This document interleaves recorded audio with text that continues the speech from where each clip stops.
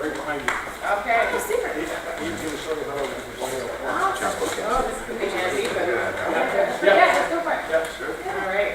All right, so what we have here is receptacle.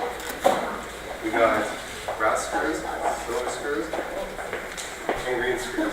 Okay. Brass screws, but typically is always your hot wire. Okay. So your hot wire is always your black. Okay. Silver screws are always your white, and green brown. What are the silver screws for then? Neutral wire. Okay. So what that does is it just brings the power, unused power up to the panel, etc. So what you do when you go to wire a plug is you simply just pop the wires through the connector here. Get it in there. And what you want to do is you want to bond the box. It's super important because if you don't bond the box, it gets hot. What's the bottom of the box mean? That means just take the ground wire and just wrap it around the screw there, Oh, and that will stop this from ever becoming hot, and it'll I feel like I have to catch go fire. back and ask my husband if he's done that and whatever you. I have to get a big pain in the butt tonight, right? Let's talk about receptacle wire. It's pretty easy. Yeah. What you want to do is you want to look at your strippers and get the correct wire gauge. You don't want to square your wire. Just simply strip, Oh. and then you'll have your plug that you'll take. And the best process is to,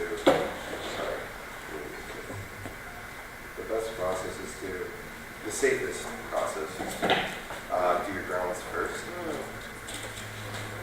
That makes sense. So that way nothing happens. And then what you want to do is take the white wire, throw it under your silver screw. Take your black wire, throw it under the brass. Just like that. And tuck your wires back inside the box. And install the plug. Well, that was fast. All right. No, it wasn't. That should have taken 10 seconds, but Not really. That was a lot faster than I could do, let's be clear. Most of the time it We'll see. takes a journey person to instruct an apprentice how to do it. Right, but if they're doing Doing it. it on his own would be half that time. Right. That's very cool. Thank you very much. give it a try. Oh, am I gonna try? Okay. That's good. That's good. I send all these videos to my child. His mom can do things too. This mom is handy. Not really though. Or you can always call me because we work together. Let's go. That's going to get that hard. Okay, so starting We'll with start scratch. with the new Oh, wire I'm here. starting with the new wire, okay. All right, here we go. Except the one question I will have is the size of stripping at some point. You want to have 6 inches out of the box. 6 inches out of the box? Yeah. 6 inches out of the box, what do you mean? So 6 inches of wire sticking Oh, out of okay, the I box. see. That's a code requirement. Yeah. Okay. Is there a particular reason why? It's so that if there is a problem, sometimes the wire may bounce or whatnot, but you have plenty of spare. Okay, hang on, would this be going This that way uh, or that way? it'll be going that way. Okay. And you did a little crimper thing, eh? With this? Yeah, so there's these little hooks. Oh, okay. What you do is just put it through and give it a twist. There you go. Okay. This is as nice as your peg. And then we'll use our finger for the rest. How's that? Yeah, it works. Okay. Oh, do you have to loosen that maybe a bit more? Oh, yeah. Okay. Can you tell I do a lot of things with my hands and not a screwdriver? Oh boy. I'm sweating. This is making me nervous. So, Oh, so one thing too as well. If you want to put it in the direction you spin, you're screwed, right? So you Oh, kind of want to flip that wire. okay. All right. See, already the employer's like, nope. Okay. I am actually sweating, everyone. I'm sweating motion. You're right. Okay. This is way more talent than it appears. For those of you that are perhaps thinking I should be doing this much more quickly. Okay. There you go. Next. Okay. Woo! Step one. Now, we have to strip the black one, right? Yep, black Wait, and white. You can strip both. So if you look, this is what you'd call a 14 gauge wire. Okay, And so if there you it look is. there, you see 14. Okay.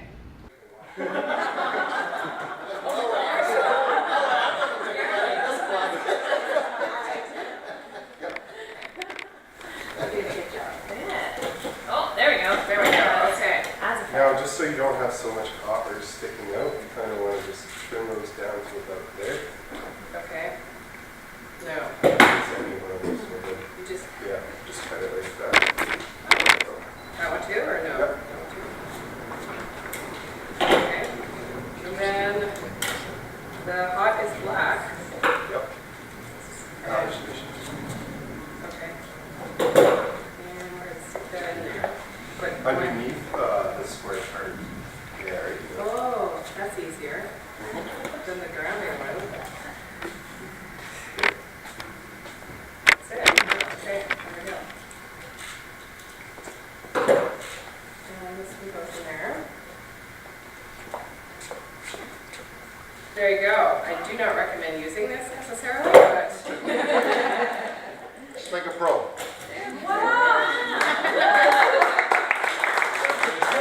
Thank you very much. Thank you, the plug. Very hot. Well, good morning, everybody, and thank you for coming. My name is Stephen Sell. I'm the president of the Ontario Electrical League, and I'm delighted to introduce a special guest, the Honorable Patty Hajdu, Minister of Employment, Workforce Development and Labour. We welcome her here today at Coreland Electric for an exciting announcement on behalf of the Government of Canada. Patty Hajdu was elected as Member of Parliament for Thunder Bay Superior North in 2015. She was appointed to Cabinet by Prime Minister Trudeau and served as Minister of Status of Women from November 2015 until January 2017, when she was appointed as Minister of Employment, Workforce Development and Labour. She is a compassionate advocate for Thunder Bay Superior North and all of Canada, believing that a more inclusive country benefits everyone. As a Member of Parliament and Minister, she remains firmly focused on ensuring every Canadian has a fair shot at success.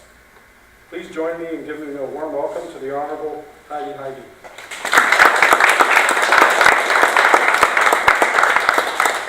Well, I'm definitely better at this than I am at wiring a plug, so so now I'm starting to cool down. That was really a fun exercise, so I want to thank Ian for walking me through that, and nothing like working under pressure, which he did really, really well, not so much me.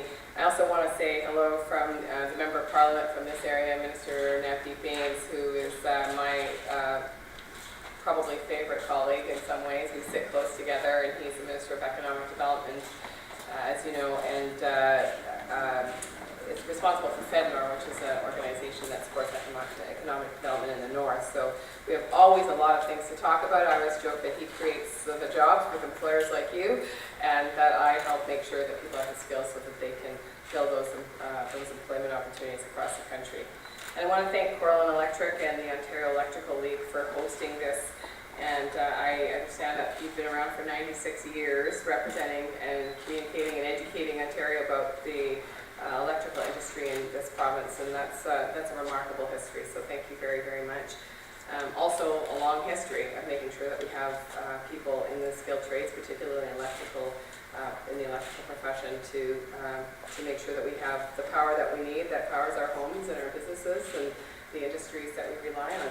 And in fact, it's more than just that. It's about creating those good, solid middle-class jobs. I was outside talking with employers and with Ian earlier, and I was saying that, the trades offer a strong middle-class life. They're well-paying, they're stable, there's a lot of work, and they come with securities that Canadians rely on, like benefits and like pensions and like, the security of knowing that there's work ahead of you. And so we have a lot of work to do collectively to ensure that people understand in this country just what a fantastic career choice a career in the trades represents. I'm doing my part, certainly, as I travel around the country talking about the stigma of skilled trades, which I can't believe still exists in this day. I can tell you that nothing is further from the truth, and we still have to, educate parents, educate educators, and make sure that when kids want to work with their hands and with using their skills, that they're not discouraged from that pathway, and that we have an understanding in this country that these are noble, difficult, and intelligent professions that we actually rely on as a country.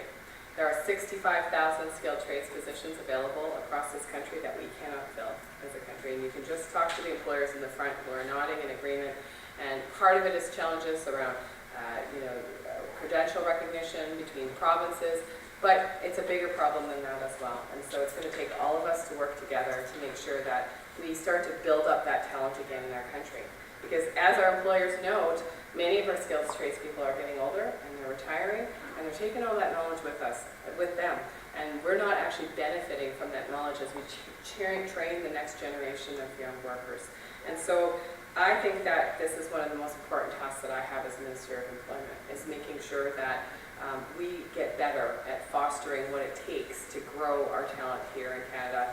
It's a real tragedy for me when I look at pockets of high unemployment, and yes, our unemployment rate is dropping on average as a country. It's the lowest unemployment rate that we've seen since the 70s. But when you travel across the country, it's not equal.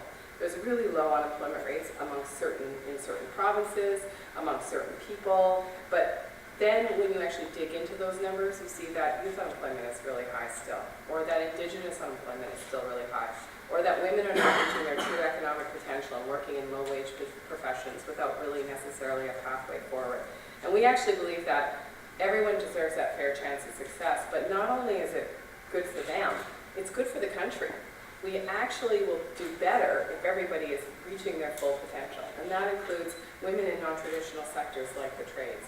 And so that's why we've been talking a lot about what we need to do to actually attract new people and new faces to the trades, because we think we can, pardon the pun, but kill two birds with one stone. We think that we can actually start to address some of the skilled trade shortages and also help people either gain better employment or move forward in their own lives from a place of unemployment. And I also want to say that we really understand that there's challenges in terms of employers and their role that they play in fostering that new generation of talent. We know that small businesses in particular are facing high administrative burdens, difficulties connecting with apprentices, but also, and we were talking about this morning, because there's such a shortage, there's a real leap of faith for employers to invest in apprentices. They have to actually have confidence that their investment is going to mean, in terms of their own labor market, an increase in people who are going to work for their company. And so what I hear often from employers is that there's a reluctance to do that, because as they invest in that talent has the opportunity to go anywhere, and their investment is sometimes seen as a loss. And so we as a government have a responsibility at the federal level to do what we can within our own purview to help with some of those fears and to help with some of those challenges. And so to make sure that Canadians are ready for the jobs that are here, that are now, and the jobs in the future, we've been investing in Canadians themselves through the Red Seal program, grants, loans, tax credits, EI benefits that will make it easier to enter the skilled trades. That's about $700 million annually that the federal government invests in those kinds of activities. I talked about women earlier. We've sparked 3 new initiatives that will encourage more women to enter the trades, including a pre-apprenticeship program to show women what it feels like to work in the trades, but also incentive grants for women and a Women in Construction Fund, because we really can't succeed if we don't actually ensure that everybody reaches that full potential, including women. We're also investing $25 million in union training, whether it's equipment or also attracting new people to the trades, because in fact unions are having exactly the same problem as employers. They're having a really hard time. Well, they often are the employers, but they're also working with employers, and they're having a hard time attracting people to their trades. So it's really important as we do this work that we're doing it together, because I think that we have mutual goals. And Ontario Electrical League is an important partner in achieving that vision, that not only does everybody have that fair chance to succeed, but that we have the talent that we need to continue to grow as a country. And I think together we will be able to show Canadians that, listen, the skilled trades is a fantastic career choice. Ian knows that. We need to tell more people that. We need to get to people at a younger age. And we need to stop discouraging people who are interested in the trades from pursuing that career objective. Now, I was at a program recently, and I was taught, it was a pre-apprenticeship program. It was working with newcomers to Canada and the children of newcomers. And this young boy said to me, I love this, and so I brought my friend, but he wasn't able to stay because his mom said, no, you're going to be a lawyer or a doctor. We have to stop that narrative. We have to be working at all levels with all people to help people understand that these are complicated, difficult professions, just as difficult as being a politician or a lawyer or a doctor. In many ways, they are just as well paying depending on the pathway that people take after university. And we have to start changing that conversation. And so that's why our relationship is so important, because we have practical tools that we can use, but we also have a very strong communication challenge ahead of us that we're going to have to work together on. And so I'm really excited to announce today that we're going to be providing over $618,000 to the Ontario Electrical League for the Consortia Pilot Project, which is about engaging employers and supporting employers in providing those apprenticeship opportunities to people like Ian. And with this funding, the Ontario Electrical League will help recruit and train employers who have never trained an apprentice. So helping employers get past that fear and some of the other barriers that they might be facing in terms of building more skilled tradespeople in this country. And it's also going to allow them to apply the lessons learned in other areas so that more employers can hire and train apprentices. And so this is really the next step as I see it, because I think, and I was talking to our employers earlier, I think that's the next place that we have to go. We have to figure out how we support employers to do that important work of getting that practical hands-on experience. You can see how important it is. I could have read about that in a book and probably understood it. I'm a pretty good reader. But when you actually apply that to the real everyday life, and you see how challenging it is to strip a wire, it's not actually that easy. You have to know exactly what pressure and what gauge. And you know how many times I've tried to strip a wire with a knife, Ian? I'm not kidding. And I bet you any money, there's a whole bunch of people laughing in this room, but there might be other people that have done that in their lives. So it's those kinds of skills that you gain on the job. It's having someone who says, no, actually, that's not the right way to do that. No, actually, you can't take that shortcut. Yes, actually, that's too slow. You have to do it faster, and here's how. And that's important. It's the on-the-job skills training that makes those professionals safe and fast and profitable for employers. And so I'm really thrilled about this announcement, because I think it's high time that we start working on what we do for employers and how we support employers to make sure they are partners in closing that skilled trades gap across the country. So thank you very much for having me.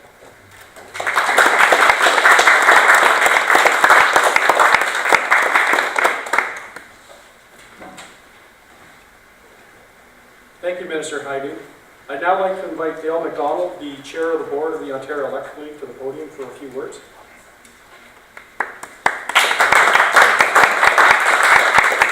Good morning. Just a few is correct.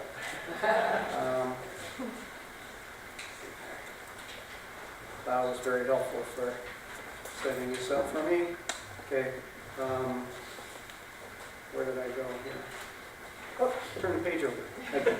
Well, good morning, and thank you very much for your comments. Boy, ringing true, almost everything you said.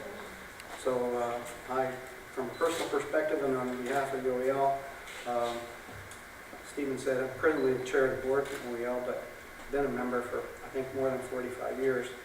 And this is a new pathway for us, and it's absolutely wonderful news. So thank you very much for helping us.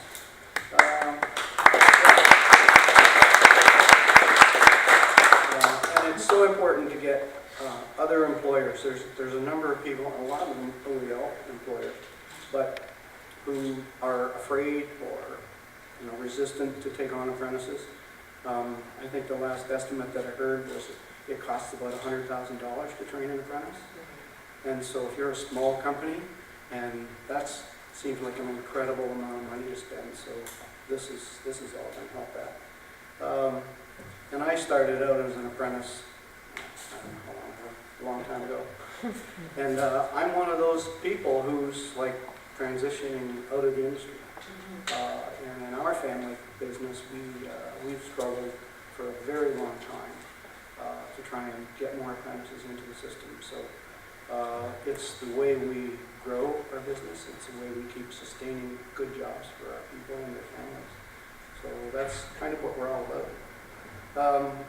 So the employer engagement program, with the federal government's support, thank you again, and funding for this program, means that we can work here and help improve the situation and create more badly needed, highly skilled, well-paid tradespeople in this province. So thank you very much.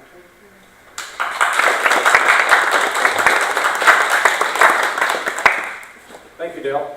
I'd like to take a moment to thank Cortland Electric for graciously donating the space for today's press conference. And having said that, lastly, I'd like to invite to the podium Cortland's own Ian Carroll to briefly speak as well as from the apprentice perspective.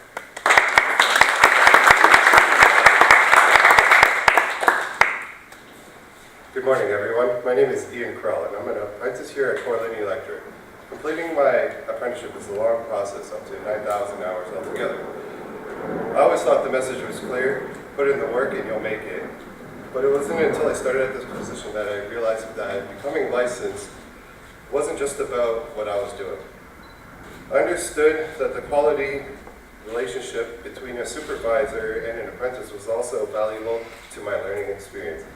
When an employer is 100% invested in properly training an apprentice, it shows that mistakes don't go uncorrected, or answers don't go, or questions don't go unanswered and aren't rushed. My supervisors, like many others in our industries, are constantly busy. In addition to teaching me the best way that they can, they're also juggling duties and responsibilities that could be alleviated with this program. So with this type of support, I believe there will be a much better chance of making it to the finish line with all the skills to become a licensed electrician. Thank you for having me, and I hope I was able to help shed some light on the importance of supporting employers so that they can support their apprentices.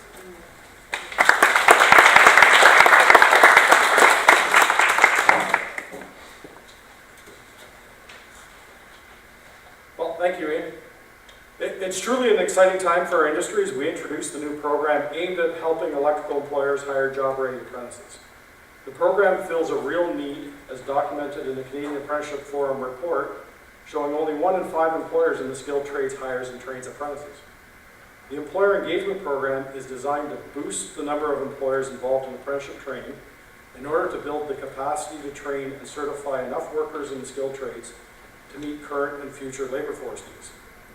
As a progress update, our program is on track to meet our target of adding 20 new employers to apprenticeship training.